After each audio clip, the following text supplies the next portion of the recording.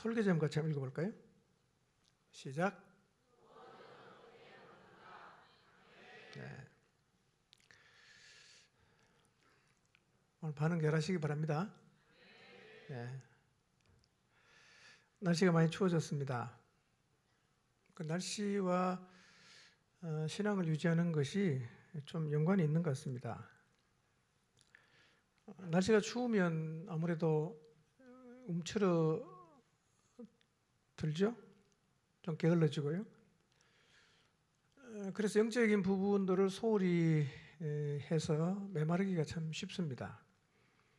추우니까 기도하러 나오는 횟수도 줄 수 있고, 기도하는 시간에 또 다른 도움이 안 되는 것을 하다 보면 하나님에게서 훨씬 더 마음이 멀어질 수가 있습니다. 추운 겨울 더 마음의 허리를 동이고 깨어 근신하시기를 바랍니다. 12월은 특히 세월을 아껴서 하나님께 집중하는 것이 필요합니다. 왜냐하면 하늘을 돌아보면서 마무리도 해야 하고 또 새해를 계획도 해야 하기 때문입니다. 우리 인생이 그냥 한 덩어리가 아니라 한 해를 단위로 이렇게 끊을 수 있다는 건 참 축복인 것 같아요.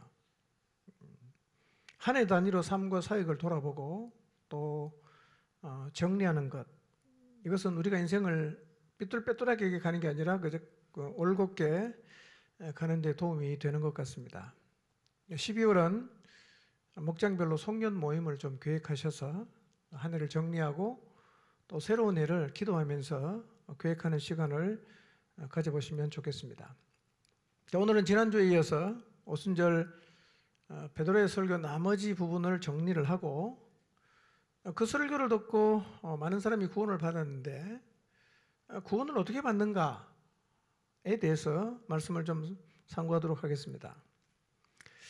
오순절에 갑자기 하늘로부터 급하고 강한 바람 같은 소리가 그들이 앉아온 집에 가득했습니다. 여기서 강한 바람이라는 것은요, 거의 토네이도 같은 매우 강력한 바람이라는 겁니다. 강력한 바람이 불었어요. 그리고 불이 혀처럼 갈라지는 것들이 나타나더니만 모인 사람 각 사람 위에 하나씩 다 이렇게 임했어요. 그들은 성령 충만을 받았습니다. 그리고 성령 충만을 받은 그들은 성령이 말하게 하심을 따라 말하기를 시작했는데요. 놀라운 사실은 그 당시 전 세계를 대표할 수 있는 15개의 나라에서 온 유대인들이 자기들의 언어로 그 말을 알아들었다는 거예요. 놀랄 일 아닙니까? 기절초풍할 일이죠. 그래서 그들이 이렇게 말합니다. 저 사람들 갈릴리 사람인데 어떻게 우리나라 말을 아냐 이거예요. 굉장히 당황했습니다. 그 중에 어떤 사람들이 이렇게 말했어요. 저 사람들 술 취했다. 새술에 취했다. 그렇게 조롱을 했어요. 그런데 그들은 지금 자기 눈앞에서 일어나고 있는 하나님의 일하심을 보고 듣고 있어요. 근데 안 받아들입니다. 그리고 조롱했어요. 그런가 하면 이 베드로의 설교를 들었던 사람들 중에 3,000명은 회개하고 성령 받았어요. 왜 어떤 사람은 조롱하고 어떤 사람은 예수님 믿고 구원받습니까? 무슨 차이입니까? 마음의 차이예요. 마음의 차이. 여러분, 마음을 딱 닫으면 아무리 놀라운 하나님의 역사가 나타나도 믿음의 자리에 못 나갑니다. 중요한 것은 일단 마음을 열고 하나님 말씀을 받는 게 중요해요. 여러분, 오늘도 마음을 열고 말씀을 받게 되시기를 바랍니다. 이 사람들의 조롱에 대한 답으로 베드로의 설교가 시작이 돼요. 이 사람들 술 취했다. 새술에 취했다. 그러니까 베드로가 이제 설교를 시작하는데요. 여러분, 지난주에도 말씀드렸지만 설교는 참 중요해요. 왜냐하면 이 하나님 말씀을 들을 때 우리가 믿음을 갖게 되기 때문입니다. 성경 인도를 따라 땅끝까지 복음을 전한 사람들의 행적을 기록한 사도행전에 기적이 많이 나오죠. 근데 기적보다 더 많이 나오는 게 뭐라고요? 설교예요. 설교. 복음 전파의 역사는 땅끝까지 복음이 전파되는 일은 기적이 아니라 뭘 통해 이루어진다고요? 하나님의 말씀, 하나님이 행하신 큰 일을 우리가 사람들에게 나가서 증인으로 증거하는 일을 통해서 복음 전파의 역사는 이루어집니다. 오순절 베드로가 설교했을 때 몇 명이 회개했습니까? 3,000명. 엄청난 겁니다. 한 번 설교했는데 3,000명 회개했습니다. 교인은 몇 명입니까? 3,120명이요. 그랬으면 좋겠어요. 저는 뭐 수백 번 설교해도 그냥 별로 안 돌아오는 것 같은데. 자, 오늘도 말씀을 전하는 이 설교를 통해서 구원의 역사가 일어나는데요. 자, 오늘 우리 가운데 믿지 않는 분들, 오늘 이 말씀을 통해서 구원의 자리로 나오게 되는 은혜가 있기를 바랍니다. 베드로는 우선 셋술에 취했다는 조롱에 대해서 이렇게 대답합니다. 지금 아침 9시인데 어떻게 사람들이 술에 취했을 수 있겠냐. 이건 술 취한 게 아니라 선지자 요엘의 예언 성취다, 이렇게 얘기를 합니다. 하나님이 요엘을 통해서 말세에 내가 내 영을 모든 육체에 부어주겠다고 하신 그 예언이 지금 성취된 것이다. 그리고 또 계속 이루어져야 될 예언이 있죠. 성령을 받으면 자녀들이 예언하고 청년들은 환상을 보고 아비들은 꿈을 꾸게 될 것이라고 했는데요. 이제 이 예언은 우리 모두의 삶 가운데서 성취가 되어야 합니다. 악한 세상이죠. 거짓된 가치가 너무 많지만 우리의 자녀들이 하나님의 말씀을 말하게 되고 우리의 젊은이가 하나님의 꿈을 갖게 되고 늙은 우리의 아비들이 꿈을 꾸는 일들이 일어나야 합니다. 성령 충만하면 그런 일은 우리 모두의 삶 가운데서 일어납니다. 그리고 성령이 오시면 우리의 삶을 통해서도 기사와 징조들이 일어나야 합니다.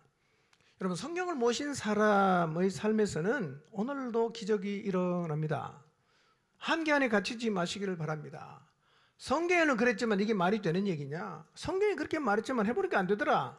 이렇게 늘 안 된다, 못한다, 할 수 없다, 이런 얘기를 하지 마시고요. 하나님의 약속을 붙잡고 하나님의 기적을 기대하는 마음으로 나가야 합니다. 왜냐하면 그 놀라운 역사를 일으킬 성령께서 이미 우리에게 오셨기 때문입니다. 그분은 지금 우리 안에 계십니다. 여러분, 성령이 오셨다는 것은 정말 놀라운 일입니다. 이제 그 요엘의 예언이 우리 모두의 삶 가운데서 성취되어야 합니다. 오순절의 역사가 지금 그들 눈앞에서 펼쳐지고 있는 그 신기한 일들이 요엘의 예언 성취임을 설명한 베드로가 두 번째 주제로 넘어갑니다. 두 번째 주제는 뭐냐? 21절에 이렇게 말했거든요. 누구든지 주의 이름을 부르는 자는 구원을 받으리라 그랬습니다. 그럼 그 주가 누구냐는 거예요. 부르면 구원을 받게 하는 주가 누구인가? 그것이 22절에서 24절에 설명되고 있습니다. 그게 누구냐면 나사렛 예수라는 거예요.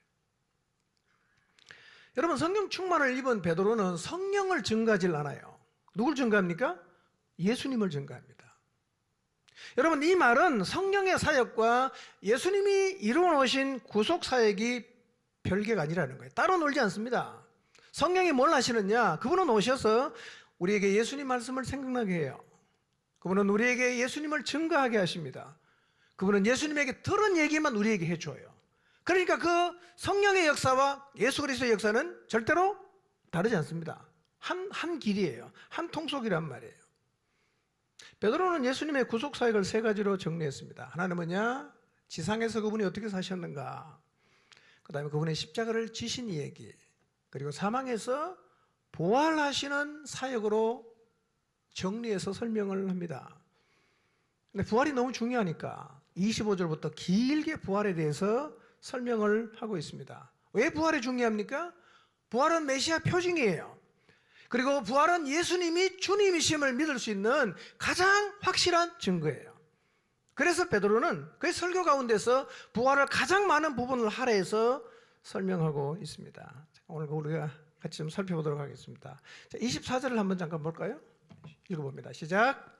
하나님께서 그를 사망의 고통에서 풀어 살리셨으니 이는 그가 사망에 매여 있을 수 없었음이라. 네.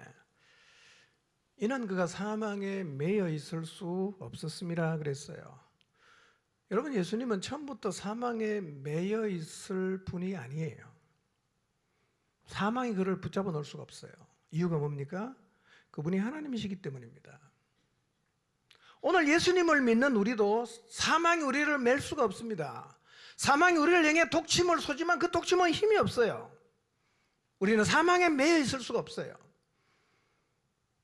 그렇게 베드로는 계속 설명합니다.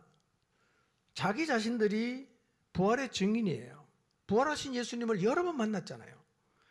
그리고 감람산에서 마지막 예수님이 성취하실 때 마지막 말씀을 듣고 그분이 하늘로 올라가시는 장면까지 목격했던 사람들이죠. 베드로가 이렇게 말하는 거예요. 이 예수 그리스도의 부활과 성취는 우연한 일이 아니라는 거예요. 이게 예언의 성취라고 얘기합니다. 그리고 어떤 예언이 어떻게 성취되었는가를 25절부터 쭉 설명을 해요. 자, 25절부터 28절 한번 읽어봅니다. 시작. 다윗이 그를 가리켜 이르되 내가 항상 내 앞에 계신 주를 배웠으며 나로 요동하지 않게 하기 위하여 그가 내 우편에 계시도다.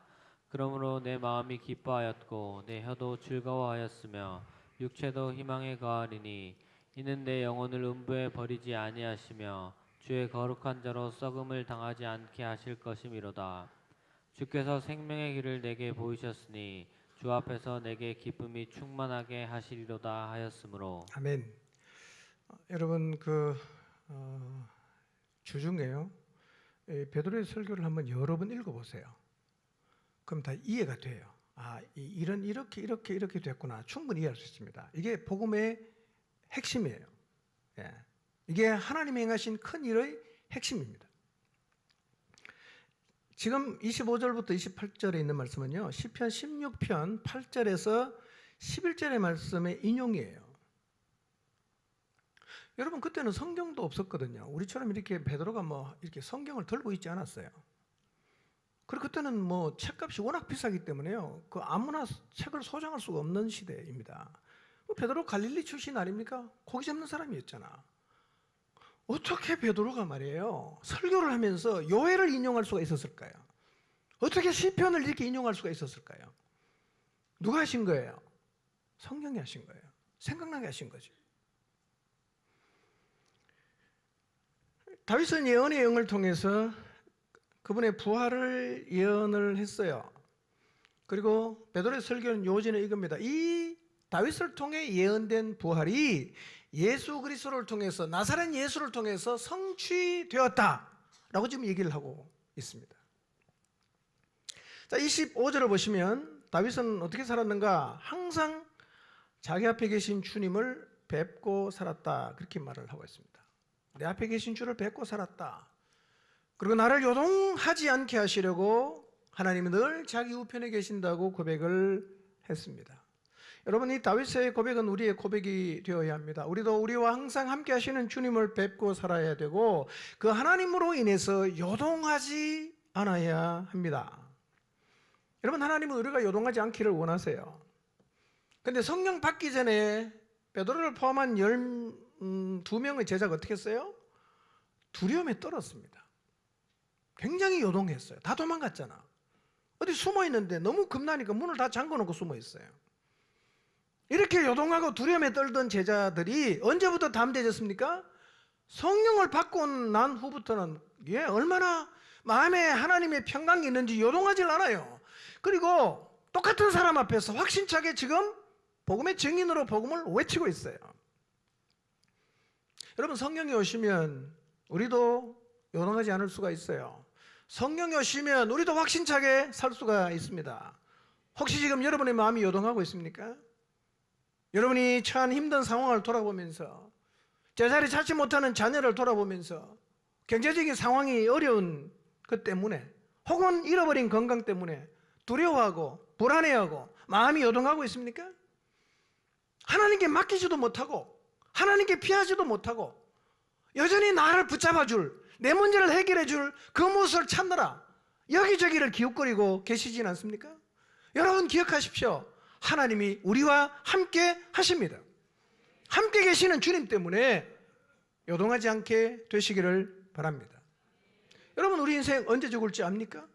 앞으로 무슨 일을 만날지 압니까? 여러분이 하고 있는 사업은 어떻게 될지 아나요? 여러분의 자녀는 어떻게 될지 압니까? 몰라요. 그러나 우리 인생은 우리와 함께 하시는 하나님의 손에 달려있다는 사실을 믿으시기를 바랍니다. 우리의 생사화복, 생사화복이 뭡니까? 살고 죽고 화를 당하고 복을 받는 거 어디 달려 있어요? 여러분 운에 달려 있는 게 아니에요. 하나님의 손에 달려 있다는 사실을 잊지 마시기를 바랍니다. 우리의 살고 죽는 것, 복 받고 저주받는 것 운이 좋아서 받는 게 아니고 내가 좀 더 노력한다고 되는 게 아니라 이것은 전적으로 하나님의 손에 달려 있다는 사실을 믿으시고 요동하지 마시기를 바랍니다. 26절부터 보면 자기를 요동하지 않게 하시려고 함께 하시는 하나님, 29절에 보면 부활의 소망을 갖게 하셨기 때문에 다윗은 이렇게 고백해요. 내가 내 마음의 기쁨과 입술의 즐거움과 육체에는 희망을 가지고 산다, 이렇게 말합니다. 여러분 기쁘십니까? 여러분의 혀는 즐겁습니까? 여러분의 육체는 희망을 갖고 있습니까? 어떻게 기쁘고 즐겁고 희망을 가지고 살 수가 있을까요? 여러분 뭘 가지면 만족할 것 같습니까? 돈 많이 가지면 만족할 것 같습니까? 돈이 진정한 만족을 준다면 왜 돈 많은 사람이 자살합니까? 돈이 진정한 만족을 주면 부자가 왜 이혼을 합니까? 권력이 만족을 줍니까? 명예가 만족을 줍니까? 우리는 그게 만족을 준다고 믿어요. 그래서 인생을 다 걸고 그걸 잡으려고 합니다. 그러나 그것들은 이미 가진 사람의 삶을 보니까 인간에게 만족을 주지를 못합니다. 우리의 만족이 어디에서 나옵니까? 언제나 우리와 함께 하시는 하나님, 우리의 영혼을 엄부에 버리지 않고 구원의 길로, 영생의 길로 이끄시는 하나님 때문에 우리가 기뻐하고 즐거워하고 희망을 가지고 살아갈 수가 있습니다. 하나님 안에 있으면, 그리고 영생의 소망을 갖고 있다면 우리는 돈이 없어도, 권력을 갖지 않아도, 명예를 갖지 않아도 기쁘고 즐겁고 희망을 가지고 살아갈 수가 있습니다. 여러분 특히 다윗은 이렇게 표현을 해요. 육체도 희망에 거했다, 이렇게 말합니다. 여러분 우리 육체에 희망이 있습니까? 육체는 후패하죠. 나이가 들면 병이 듭니다. 늙어가죠. 육체에 무슨 희망이 있어요? 그러나 아직도 여기는 희망이 있다고 생각하는 분이 있는 것 같아요. 언제입니까? 젊을 때요. 젊을 때는 뭐 육체에 희망이 있다고 믿어요. 좀 시간 지나보세요. 점점 육체에는 희망이 없다는 사실을 여러분이 깨닫게 될 것입니다. 육체는 희망이 없어요. 그런데 어떻게 다윗은 육체도 희망을 가지고 살았을까요? 어떻게 육체도 희망을 가져요? 늙는데, 병이 드는데, 죽을 수도 있는데 어떻게 육체가 희망을 가질 수 있어요? 부활 때문입니다. 부활. 여러분 우리의 영혼이 부활하는 게 아니라 우리의 몸이 부활합니다. 만약에 영혼이 부활한다면 예수님께서 십자가에서 죽으시고 3일 만에 부활하셔서 영만 부활했으면 육은 거기 남아 있어야 돼요. 근데 무덤에 빈 무덤이었어요. 몸의 부활을 믿으시기를 바랍니다. 어떤 능력인지는 잘 모르겠어요. 아마 예수님처럼 그분이 첫 열매니까 우리도 그렇게 부활할 것입니다. 자, 고린도전서 13장 12절 한번 봅시다. 읽습니다. 시작. 우리가 지금은 거울로 보는 것 같이 희미하나 그때에는 얼굴과 얼굴을 대하여 볼 것이요 지금은 내가 부분적으로 아나 그때에는 주께서 나를 아신 것 같이 내가 온전히 알리라. 자, 이 본문을 잘 보시면 지금과 그때라는 말이 나와요. 자, 지금이 몇 번 나옵니까? 몇 번 나옵니까? 2번 나오죠? 그때는 몇 번 나오죠? 2번 나오죠. 그러니까 지금은 어떻다고 설명합니까? 지금은 우리가 하나님을 알긴 하는데 거울로 보는 것처럼 희미해요. 그 다음에 우리가 뭘 다 한다고 생각하지만 사실은 성경은 이렇게 말합니다. 지금은 부분적으로밖에 몰라요. 어떤 몸으로 부활할까? 천국 가면 어떨까? 그냥 뭐 성경을 통해서 짐작은 하지만 잘 몰라요. 부분적으로 아는 거예요. 그때는 어떻습니까? 그때는 얼굴과 얼굴을 대하여 보는 것처럼 볼 수 있어요. 잘 볼 수 있습니다. 그 다음에 주께서 나를 아신 것처럼 온전히 알게 돼요. 사실은 성경에 말하지 않고 있는 게 많거든요. 성경에 말하지 않는 건 잘 몰라요. 그러나 그때는 다 알게 돼요. 온전히 알게 된다는 거예요. 지금은 언제입니까? 육체를 가지고 사는 때예요. 우리가 육을 가지고 사는 때에는 힘이 해요. 뭐 다 아는 것 같지만 사실은 부분적으로밖에 몰라요. 그러나 그때는 언제입니까? 주님과 함께 거하는 때예요. 죽음의 강을 건너가 부활해서 주님과 함께 사는 그때는 얼굴과 얼굴을 보는 것처럼 볼 수 있고 주님이 우리를 아시는 것처럼 우리가 온전히 알게 된다고 말했어요. 우리는 지금 어디에 서 있습니까? 지금의 자리에 서 있어요. 언젠가 우리는 죽음을 통해서 부활을 통해서 그때로 나갑니다. 지금에서 그때로 나가요. 그런데 중요한 것은 지금과 그때는 분리된 게 아니라는 거예요. 이게 하나예요. 우리는 지금 이 자리에서 죽음과 부활을 통해서 그때와 연결이 되죠. 그렇기 때문에 부활의 소망을 가진 사람은 육체가 늙어도 뭘 갖는 거예요? 희망을 갖는 거예요. 죽음으로 끝나지 않아요. 지금 이 자리에서 어디로 갑니까? 그때로 가는 거예요. 여러분, 바울도 죽음을 끝으로 보질 않았어요. 그래서 그는 늘 말하죠. 나는 죽음의 강을 건너서 하나님과 함께 있는 자리에 머물고 싶다. 이런 얘기를 여러 번 했어요. 우리 육체도요, 언젠가는 여러 이유로 죽음의 강을 건너겠죠. 그러나 죽음의 강을 건너고 모든 것이 소멸되거나 없어지는 게 아니라 그때로 나가는 거예요. 완전한 곳, 얼굴과 얼굴을 대하여 보는 곳, 부분적으로 알지만 온전히 알 수 있는 곳, 죽음과 부활을 통해서 우리는 그곳으로 갑니다. 그런데 지금과 그때는 어떻다고요? 하나예요. 그러니까 육체가 뭘 가지고 있어요? 희망 가지고 있습니다. 여러분의 육체도 희망을 가지고 살아가게 되시기를 바랍니다. 자, 27절 29절 봅니다. 시작. 이는 내 영혼을 음부에 버리지 아니하시며 주의 거룩한 자로 썩음을 당하지 않게 하실 것이미로다. 주께서 생명의 길을 내게 보이셨으니 주 앞에서 내게 기쁨이 충만하게 하시리로다 하였으므로 형제들아, 내가 조상 다윗에 대하여 담대히 말할 수 있노니 다윗이 죽어 장사되어 그 묘가 오늘까지 우리 중에 있도다. 자, 27절에서 이는 내 영혼을 음부에 버리지 아니하시며 주의 거룩한 자로 썩음을 당하지 않게 하실 것이미로다. 주께서 생명의 길을 내게 보이셨으니 주 앞에서 내게 기쁨이 충만하게 하시리로다 하였으므로 라고 얘기를 했어요. 이 얘기 누가 했어요? 다윗이 했어요. 근데 다윗 자신을 향해서 하는 얘기는 아니에요.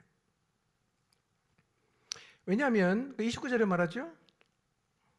다윗은 죽었어요. 장사됐습니다. 그 묘가 지금 실로암 못 남쪽에 있어요. 그리고 그 육체는 썩었습니다. 그럼 이거 누구 얘기하는 거죠? 자, 31절 한번 볼까요? 31절 시작.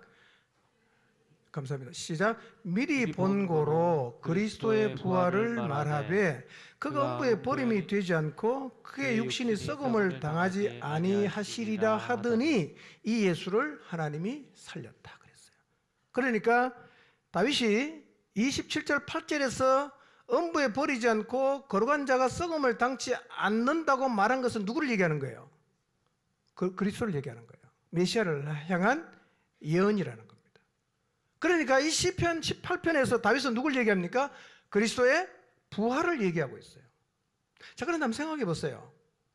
다윗이 어떻게 부활을 얘기할 수 있죠? 부활.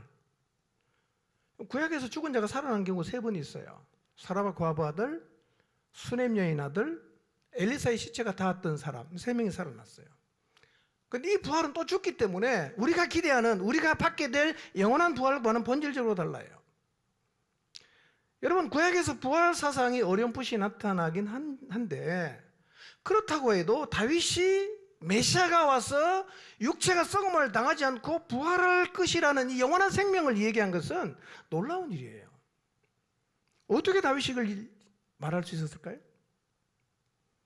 그래서 성경은 이렇게 말해요. 그는 선지자다. 선지자다 이거예요. 자, 30절부터 봅니다. 시작. 그는 선지자라. 하나님이 이미 맹세하사 그 자손 중에서 한 사람을 그 위에 앉게 하리라 하심을 알고 미리 본고로 그리스도의 부활을 말하되 그가 음부에 버림이 되지 않고 그의 육신이 썩음을 당하지 아니하더니 이 예수를 하나님이 살리신지라. 우리가 다 이 일의 증인이로다. 예. 결국 이 얘기는 뭡니까? 다윗이 예언한 그리스도는 누구다? 예수라는 거예요. 우리가 이 증인이다. 부활의 증인이다. 이렇게 얘기를 하고 있습니다. 여러분, 다윗은 왕이었죠. 아주 훌륭한 왕이었습니다. 그러나 그는 동시에 선지자였어요. 그는 그의 후손 가운데서 한 사람을 그의 왕자에 앉히겠다고 하나님이 맹세하신 것을 알았어요. 그리고 그리스도의 부활을 미리 내다보았습니다. 31절 그렇죠. 미리 봤어요. 다윗은 그리스도가 오면 지옥에 버려지지 않고 그의 육체가 썩음을 당하지 않을 거라고 예언했습니다. 메시아가 어떤 사람인가? 그는 죽지만 썩지 않고 부활하는 사람이에요. 누굽니까? 예수님이에요. 그래서 다윗의 시편을 인용해서 베드로는 다윗이 예언했던 그리스도가 누구라고 얘기합니까? 예수다. 그리고 우리는 뭐다? 이 부활의 증인이다. 이렇게 얘기하는 거예요. 여러분, 예수님이 구원자임을 믿으시길 바랍니다. 그분의 부활이, 그분이 하나님이 보내신 구원자임을 보여주는 가장 확실한 증거예요. 자, 이 예언이 언제 되었냐? 1000년 전에 했어요. 1000년 전에. 1000년이 지난 후에 이 예언이 이루어졌어요. 성령이 오실 것이라는 요엘의 예언은 몇 년 전에 했어요? 800년 전에 했어요. 여러분, 성령은 시간을 넘어서시는 분입니다. 하나님의 역사는 우리의 시간을 넘어서요. 그러므로 내 시간에 갇혀서 하나님의 역사를 제한하거나 내 시간에 갇혀서 하나님이 진행하는데 끝났다고 말하지 마십시오. 내 시간에 갇혀서 여러분이 하나님이 진행하고 있는 일을 포기하지 마시기를 바랍니다. 남유다의 패망, 그리고 70년의 포로 생활, 유다 백성이 다 원하지 않았어요. 망하는 건 정말 싫어했습니다. 그 예레미야가 계속 망한다고 하니까 듣기 싫어갖고요. 막 잡아다가 그냥 구덩이에 가두기도 하고 감옥에 넣기도 하고 막 그랬습니다. 그러나 하나님은 하나님의 계획대로 바벨론에 망하게 하시고 70년간 포로로 살게 하셨습니다. 왜 그랬을까요? 황폐해지고 우상 숭배에 찌들어진 그 백성의 마음을 새롭게 하는데 70년의 정화의 시간이 필요했기 때문입니다. 그것이 하나님의 시간표였습니다. 그리고 하나님은 그 시간표대로 70년이 지난 다음에 바사왕 고레스를 통해서 다시 돌아오게 하시고 성전을 재건하게 하셨습니다. 여러분, 하나님의 시간표가 있습니다. 그분은 그 시간표대로 지금도 일을 진행하십니다. 하나님의 시간에 절대로 옳다는 사실을 믿으시기를 바랍니다. 오늘 우리에게도 마찬가지입니다. 하나님은 우리 각 사람의 인생을 그분의 시간표대로 이끌어 가십니다. 하나님의 시간이 옳음을 믿고 요동하지 않는 하루하루를 살아가시기를 바랍니다. 여러분, 그리스도는 죽음으로 끝나지 않았어요. 그는 죽음으로 썩음을 당치 않았습니다. 그분은 부활하셨어요. 기억하십시오. 십자가가 전부가 아니에요. 십자가는 복음의 반쪽입니다. 뭐가 있죠? 부활이 있어요. 누가복음 9장 23절에 보면 예수님께서 이렇게 말씀하셨어요. 아무든지 나를 따라오려거든 자기를 부인하고 날마다 제 십자가를 지고 따를 것이니라 그랬어요. 여러분, 십자가를 날마다 지고 가는 삶이 힘드십니까? 억울하십니까? 아니, 나도 좀 세상에 나가서 즐겁게 살고 싶고 좀 누리고 살고 싶은데 왜 예수님은 이 땅에 사는 동안 늘 십자가를 지고 따르라고 하셨는가? 나 이게 너무 싫다. 혹시 그런 생각을 하시는 분 계십니까? 우리가 한 번밖에 없는 인생을 십자가를 지고 살 수 있는 이유가 무엇입니까? 부활이 있기 때문입니다. 부활의 소망을 가지고 이 땅에서 십자가를 지고 주님을 따라가는 것을 억울해하지 마시기를 바랍니다. 원통해하지 마십시오. 부활이 있어요. 십자가는 반쪽입니다. 주님 말씀대로 이 땅에 사는 동안 날마다 자기를 부인하고 십자가를 지고 주님을 따르시기를 바랍니다. 베드로가요, 이 다윗의 예언을 설명하면서 부활하신 예수 그리스도가 구원자라고 말합니다. 우리가 증인이라고 외쳐요. 여러분, 성령이 오시면 복음의 증인이 될 거라고 사도행전 1장 8절에서 말씀하셨지 않습니까? 근데 그 말씀 그대로 성령을 받은 제자가 지금 뭐가 되고 있어요? 복음의 증인이 되고 있습니다. 여러분, 성령 받은 우리도 이 부활의 증인이 되어야 합니다. 증인으로 사는 것은 우리의 사명이에요. 선택이 아닙니다. 사명이에요. 잊지 마시기 바랍니다. 33절부터 봅니다. 있습니다. 시작. 하나님이 오른손으로 예수를 높이심에 그가 약속하신 성령을 아버지께 받아서 너희가 보고 듣는 이것을 부어 주셨느니라. 다윗은 하늘에 올라가지 못하였으나 친히 말하여 이르되 주께서 내 주에게 말씀하시기를 내가 내 원수로 내 발등상이 되게 하기까지 너는 내 우편에 앉아 있으라 하셨도다 하였으니 그런즉 이스라엘 온 집은 확실히 알지니 너희가 십자가에 못 박은 이 예수를 하나님이 주와 그리스도가 되게 하셨느니라 하니라. 네. 우리가 부활의 증인입니다. 그리고 설교를 이렇게 마무리해요. 하나님이 오른손으로 예수를 높이셨습니다. 그리고 그가 약속하신 성령을 아버지께 받아서 지금 너희가 보고 듣고 있는 이런 현상이 일어나고 있다라고 외칩니다. 그리고 34절 35절은요. 시편 110편 1절의 인용입니다. 또 달라요. 여기는 뭘 이야기하느냐면 예수님의 성천을 얘기해요. 성천. 하나님이 예수님에게 이렇게 말씀하셨어요. 내 원수로 발등상이 되게 하기까지. 너의 원수가 네 발등상이 될 때까지. 발등상이 뭡니까? 발판입니다. 발판. 바른다는 거죠.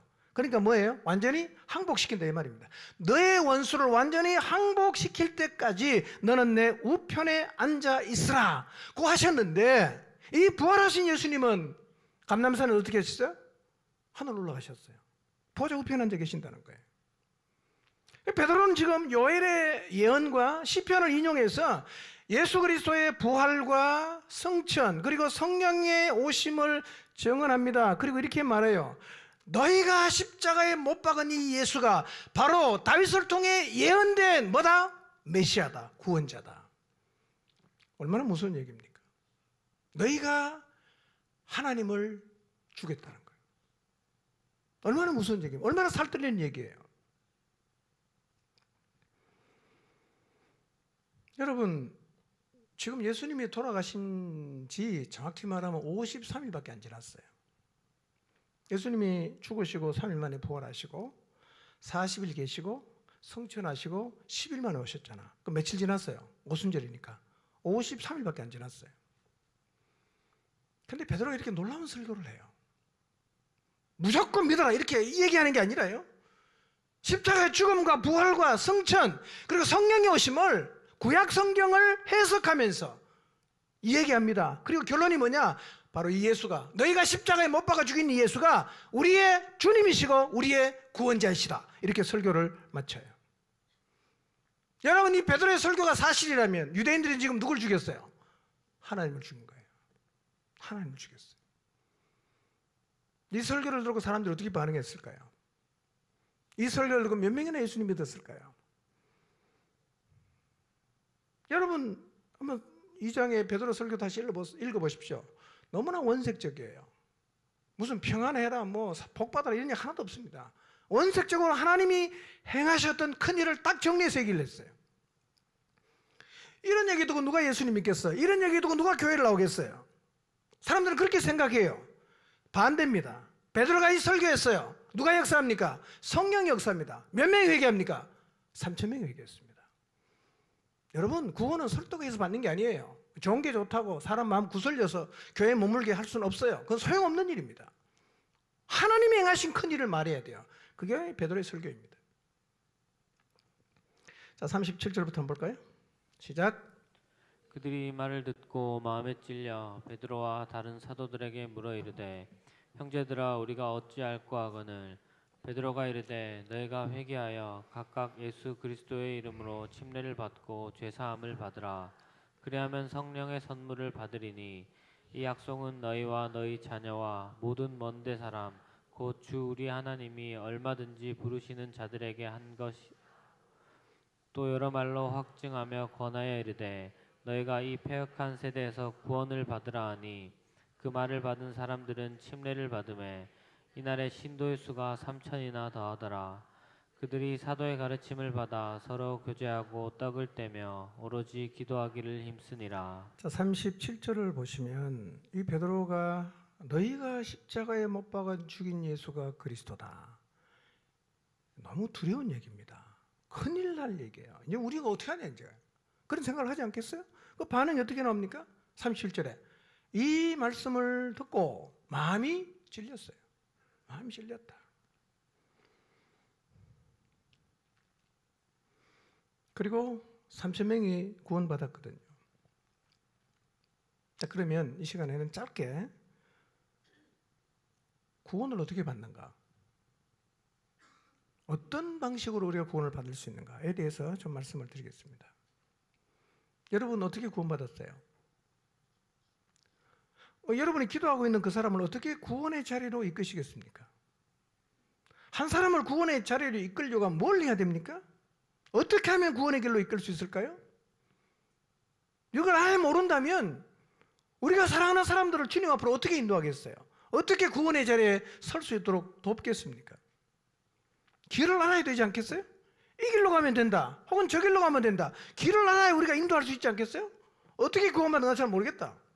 어떻게 우리가 도울 수 있겠어요? 구원받는 길이 있어요. 그걸 간략하게 말씀드리겠습니다. 자, 사도행전에는 2장에는요 구원이라는 말이 3번 나오는데요. 한번 21절을 볼까요? 시작.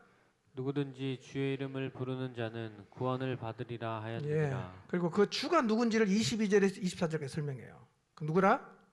나사렛 예수다. 죽으시고 부활하신 나사렛 예수가 너희의 주다. 그리고 주의 이름을 부르면 뭘 받는다? 구원받는다. 이렇게 얘기했어요. 자, 40절과 47절 봅니다. 시작. 또 여러 말로 확증하며 권하여 이르되 너희가 이 패역한 세대에서 구원을 받으라 하니 네.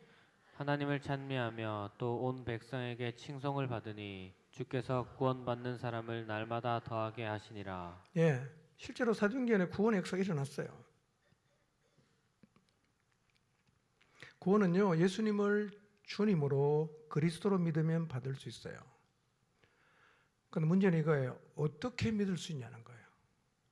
예수님이 나의 주님인 것을, 예수님이 구원자인 것을 어떻게 믿을 수 있냐는 거예요. 어떻게 하면 믿어지죠? 여러분 어떻게 믿었어요? 설명할 수 없는 겁니까? 자, 로마서 10장 17절 봅니다. 시작. 그러므로 믿음은 들음에서 나며 들음은 그리스도의 말씀으로 말미암았느니라. 여러분 구원의 길의 출발이 뭐냐? 듣는 겁니다. 하나님 말씀을 듣는 거예요. 여러분 이것은 사도행전에서 반복해서 나타나요. 설교를 듣다가 믿은 사람이 너무 많아요. 빌립보에서 루디아도 강가에서 바울이 하나님 말씀을 전했는데요. 듣다가 믿었어요. 그 다음에 그 빌립보 감옥의 간수와 가족들도요. 바울이 말씀을 전했을 때 다 믿었어요. 오늘 2장에 나오는 3,000명도 어떻게 믿었어요? 베드로가 전해주는 설교를 듣고 믿었어요. 그러니까 하나님 말씀을 듣는 것이 구원의 첫 걸음이에요. 여러분 누군가를 예수님 믿고 구원을 받는 자리에 이끌고 싶다면 어떻게 하면 되겠어요? 말씀을 듣는 자리로 초대를 하든지 아니면 여러분이 이 복음 말씀을 얘기해 주세요. 전해 주세요. 말씀을 듣다가 뭐가 생겨요? 믿음이 생기는 거예요. 말씀을 듣다가 믿음이 생기는 거예요. 이게 구원의 첫 걸음이에요. 저는 이제부터 우리가 예수님을 믿고 구원을 얻는 자리로 이끌고 싶은 사람이 있다면 어떻게 하든지 간에 예배 자리에 초대하시고 말씀을 듣는 자리로 초대하십시오. 그러면 말씀을 들을 때 뭐가 생겨요? 믿음이 생깁니다. 생겨요. 자, 사도행전 2장 37절 다시 한번 봅니다. 시작. 그들이 이 말을 듣고 마음에 찔려 베드로와 다른 사도들에게 물어 이르되 형제들아 우리가 어찌할꼬 하거늘. 자, 여기서 이 말이 무슨 말입니까? 이 말이 베드로의 설교잖아요. 14절부터 36절까지 이 설교입니다. 그러니까 베드로가 설교를 했는데 마지막이 뭐죠? 이분이 너희가 십자가에 죽인 예수가 바로 주와 그리스도다. 이걸로 설교의 결론을 내렸단 말이에요. 그러니까 이 말을 듣고 사람들의 반응이 뭐예요? 마음이 찔렸어요.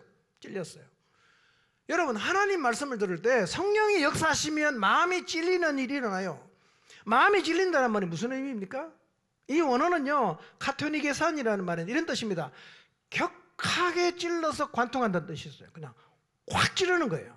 마음을 확 찔러요. 뭐가? 말씀이요. 여러분 성령이 우리 가운데 일하시면요 하나님 말씀을 들을 때 성령께서 그 사람 마음을 확 찔러요. 자, 히브리서 4장 12절 한번 봅니다. 시작. 하나님의 말씀은 살아있고 힘이 있어서 어떤 양날 칼보다도 더 날카롭습니다. 그래서 사람 속을 꿰뚫어 혼과 영을 갈라내고 관절과 골수를 갈라놓기까지 하며 마음에 품은 생각과 의도를 밝혀냅니다. 자, 하나님 말씀 듣는데 왜 마음이 찔리죠? 히브리 4장 12절에 뭐라고 말씀하십니까? 하나님 말씀은 뭐가 같다? 양날 칼보다 더 날카롭다는 거예요. 사람의 속을 꿰뚫고 혼과 영을 갈라내고 마음에 품은 생각과 의도를 확 찔러서 다 드러낸다는 거죠. 그러니까 하나님 말씀이 우리 마음을 확 찌르는 거예요. 확 찔러요. 그 마음을 찌르면 어떤 일이 일어날까요? 속에 있는 게 확 나오겠죠. 여러분, 이 수술용 칼로 배를 싹 가르면 속에 있는 게 나오지 않습니까? 자, 마음을 확 찌르면 속에 있는 게 나와요. 우리 속에 뭐가 들어있을까요? 우리 속에 선한 게 들어있습니까? 우리는 포장의 전문가죠. 예의 뭐 이런 걸 가지고 싹 포장을 하고 있지만요, 말씀이 훅 찌르면요 우리 속에 있는 게 더러운 게 다 나와요. 마가복음 7장 21절 22절 봅니다. 시작. 속에서 곧 사람의 마음에서 나오는 것은 악한 생각, 곧 음란과 도둑질과 살인과 간음과 탐욕과 악독과 속임과 음탕과 질투와 교만과 우매함이니. 네. 마가복음에서는 우리 마음속에 들어있는 게 이 12가지 설명하고 있어요. 이런 게 다 들어있다는 거죠. 음란, 도둑질, 살인, 간음, 탐욕, 악독, 속임, 음탕, 질투 뭐 쫙 들어있어요. 마태복음에는 7가지로 말하는데요, 마가복음은 12가지로 얘기해요. 근데 이보다 더 근본적인 게 우리 마음속에 들어있어요. 이런 죄를 짓게 만든 더 근본적인 이유가 있어요. 그게 우리 안에 들어있어요. 말씀을 들을 때 이게 확 찔르면요 이게 튀어나오는 거예요. 아, 이게 죄구나 깨닫게 되는 거죠. 뭐가 들어있는가?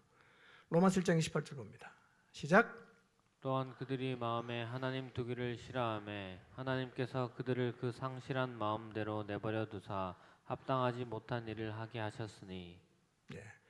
우리가 해서는 안 되는 죄를 짓는 가장 큰 이유는 우리의 마음에 하나님이 안 계시기 때문입니다. 우리는 하나님으로부터 독립을 선언했어요.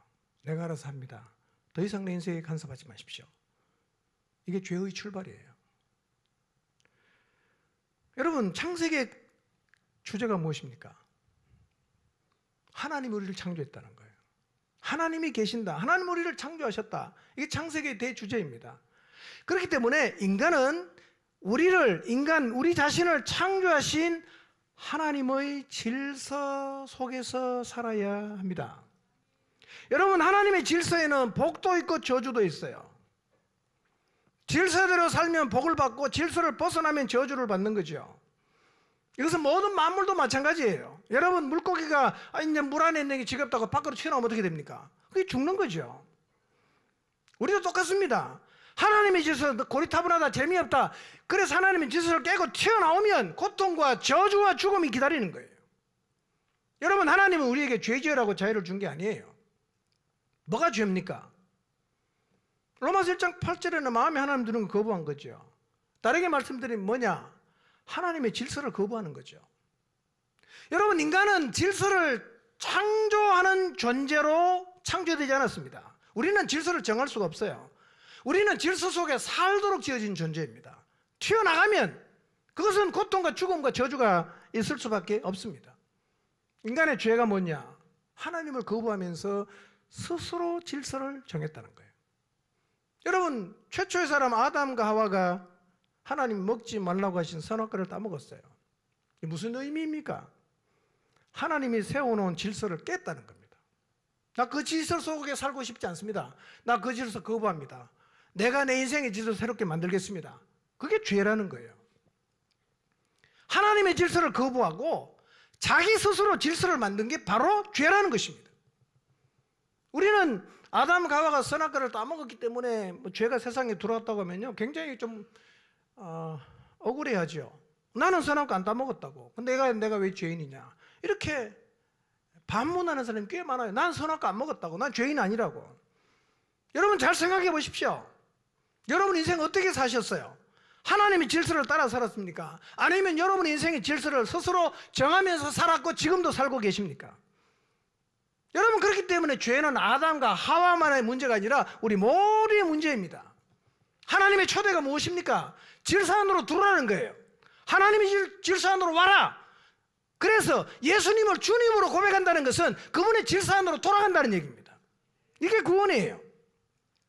그래서 베드로의 설교의 결론이 무엇입니까? 너희가 십자가에 못 박아 죽인 예수, 너희 스스로 질서를 정하며 살았던 삶을 청산하고 너희의 주님이신 그분에게 돌아와야 된다는 거예요. 여러분, 예수님이 주님이십니다. 예수님을 주님으로 구원자로 받아들이고 하나님의 질서 안에 들어오면 그게 뭐예요? 그게 구원이에요.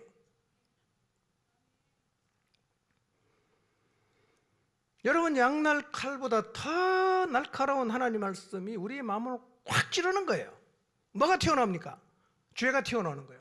내 하나님 거부했구나. 내가 하나님의 질서 무시하고 내 인생의 질서 내가 만들었구나. 온갖 죄가 다 들어있구나. 마치 로마 군병이 예수님 옆구리를 확 찌르니까 피와 물이 나왔던 것처럼 하나님 말씀이 나를 확 찌르면요, 우리의 마음 안에 있는 죄가 다 튀어나오는 거예요. 그래서 자기가 죄인임을 깨닫게 되는 거예요. 저 설교하는 분이 나를 모르는데 어떻게 내 얘기를 저렇게 하냐. 나 한 번도 만난 적이 없는데 어떻게 내 속에 있는 얘기를 저렇게 다 까발리는가. 그렇게 얘기하는데요, 여러분, 말씀이 그렇게 하는 것이고요, 성령께서 우리 안에 그걸 깨닫게 하시는 거예요. 우리 속에 다 그런 게 들어있습니다. 그래서 말씀 듣고 찔리면요, 죄송한 거예요. 두려운 거예요. 무서운 거예요. 이런 일이 말씀을 들을 때 성령이 일하면 나타난단 말이에요. 자, 그때 사람들 어떻게 반응 보입니까? 형제들아 어찌할꼬, 형제들아 어찌할꼬. 이 자리에까지 나가야 됩니다. 그래야 구원의 자리에 설 수 있어요. 내 마음에 드러난 죄를 보면서, 내 안에 어쩔 수 없는 죄성을 보면서, 그럼 나 어떻게 해야 되냐? 이런 탄식이 나와야 돼요. 이 탄식이 나와야 하나님을 붙잡고 싶은 마음이 생기고, 이 탄식이 나와야 내 질서 버리고 하나님의 질서 속으로 들어가고 싶은 마음이 생기는 거예요. 여러분, 집 나간 둘째 아들 보세요. 아버지 돈 받아서 자유롭게 살면 행복할 줄 알았죠. 열심히 그냥 방탕했습니다. 어떡합니까? 돈 다 떨어졌어요. 언제 돌아왔어요? 여러분, 그가 탄식하는 자리에 서기 전에는 돌아갈 생각을 안 했어요. 다 털어먹고, 이제 내년 죽겠다. 탄식이 나왔어요. 돌아가야겠다. 그 탄식하는 자리에 섰을 때 둘째 아들이 비로소 돌아가겠다는 생각을 하게 되었어요. 여러분, 하나님 말씀 들어도요, 자기 죄를 보지 못하는 사람, 나 아직 괜찮아, 문제없어, 탄식하지 않는 사람은요, 믿음의 자리에 나오질 않아요.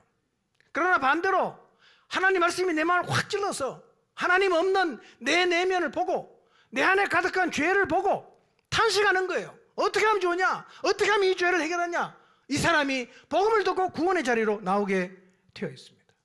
여러분, 말씀을 듣다가 마음이 찔리고 그리고 탄식하는 마음이 생겼다는 것은 이미 성령의 역사가 시작이 된 것입니다. 이렇게 탄식하는 사람들을 향해서 베드로가 이렇게 말해요. 38절 9절 봅니다. 시작. 베드로가 이르되 너희가 회개하여 각각 예수 그리스도의 이름으로 침례를 받고 죄 사함을 받으라. 그리하면 성령의 선물을 받으리니 이 약속은 너희와 너희 자녀와 모든 먼데 사람 곧 주 우리 하나님이 얼마든지 부르시는 자들에게 하신 것이라 하고. 베드로가 뭐라고 말합니까? 가슴이 찔렸어요. 형제들 어찌할꼬 탄식합니다. 그때 베드로가 이렇게 말했죠.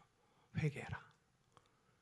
여러분, 말씀이 나를 찔러서 내 속에 있는 죄를 들여다본 사람, 어떻게 하면 좋으냐고 탄식하는 사람은 회개가 기독교 용어가 아닙니다. 진짜 돌아서는 거예요. 나 이렇게 사람 만나겠다, 나 돌아서겠다, 나 하나님께로 돌아간다. 진짜 회개가 되는 거예요. 회개는 세상과 단절이에요. 돌아서야 됩니다. 그리고 뭐라고 얘기합니까? 침례받아라. 침례가 어떤 의미일까요? 장례식 아닙니까? 물에 다 잠기잖아요. 우리가 장례식을 치르는 거죠. 그럼 어떻게 돼요? 성령의 선물을 받는다. 그 밑에 성경 보면 3번 적혀 있어요. 성령을 선물로 받는다. 그렇게도 번역할 수 있다는 거예요. 이런 과정을 겪고 회개하고 침례받고 죄사함 받는 사람 뭘 받아요? 그게 구원이에요. 구원이에요. 여러분, 근데 구원의 자리에 이르는데 절대적인 역할을 누가 합니까? 성령님이 하십니다. 우리의 논리가 하는 게 아니에요. 성령이 하시는 거예요. 그러니까 읽지는 않겠는데요. 여러분, 그래서 고린도전서 12장 3절은 이렇게 말합니다. 성령으로 아니하고는 누구든지 예수를 주시라 할 수 없다 그랬어요. 성령이 역사하지 않으면요, 어떤 사람도 예수님을 주님으로 고백하고 하나님의 질서로 돌아가겠습니다 이런 얘기 안 한다는 거예요. 여전히 자기가 주인이고 자기가 정해놓은 질서대로 인생을 살게 돼 있어요. 여러분, 한 번도 예수님을 주님으로 고백한 적이 없다면 그 예수님 믿는 거 아니에요. 구원 아닙니다. 로마서 8장 9절은 이렇게 말하죠. 누구든지 그리스도의 영이 없다면, 성령이 없다면 그는 그리스도의 사람이 아니라고 이렇게 말합니다. 구원의 전 과정은 누가 이끄십니까? 성령님이 이끄세요. 한 사람이 예수님을 믿고 구원 얻는 과정이 어떻습니까? 말씀 앞에 서요. 말씀을 들어 성령이 역사합니다. 마음이 찔려요. 죄가 드러납니다. 죄를 봤어요. 어찌할까 탄식합니다. 회개하고 돌았습니다. 내 자아가 죽었어요. 예수님 받아들입니다. 그게 뭐예요? 그 구원이에요. 그게 구원이에요. 여러분, 지금까지 신앙생활하면서 한 번도 이런 적이 없었다. 구원 못 받은 거예요. 이런 과정을 통해서 우리가 구원의 은혜를 입게 되는데, 한 사람이 예수님 믿고 구원 얻는 데는 성령 역사가 절대적으로 필요합니다. 여러분, 강력한 바람으로 성령이 임했잖아요. 그 바람이 어떤 의미라고 그랬어요? 급하고 강한 바람이라고 하지 않았습니까? 굉장히 강력하게 바람이 불었어요. 그런데 성령이 임할 때도 그랬지만 베드로가 설교할 때도 똑같이 성령의 강렬한 바람이 불었지 않겠어요? 어떻게 3,000명이 돌아오겠어요? 이 원색적인 설교를 듣고. 회개했습니다. 주님으로 받아들였어요. 침례받았습니다. 저는 그날 불었던 강력한 성령의 바람이 우리 안에도 불어오기를 정말 사모합니다.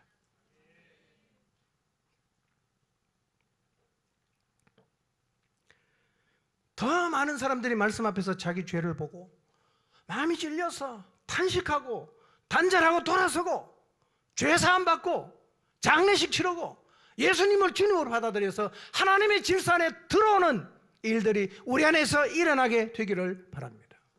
여러분, 복음 전파는 언제나 현재 진행형이죠. 아직도 얼마나 많은 사람들이 멸망을 향해 달려가고 있습니까? 그들을 건져내야 합니다. 그것이 교회의 사명입니다. 그것이 우리의 사명이에요.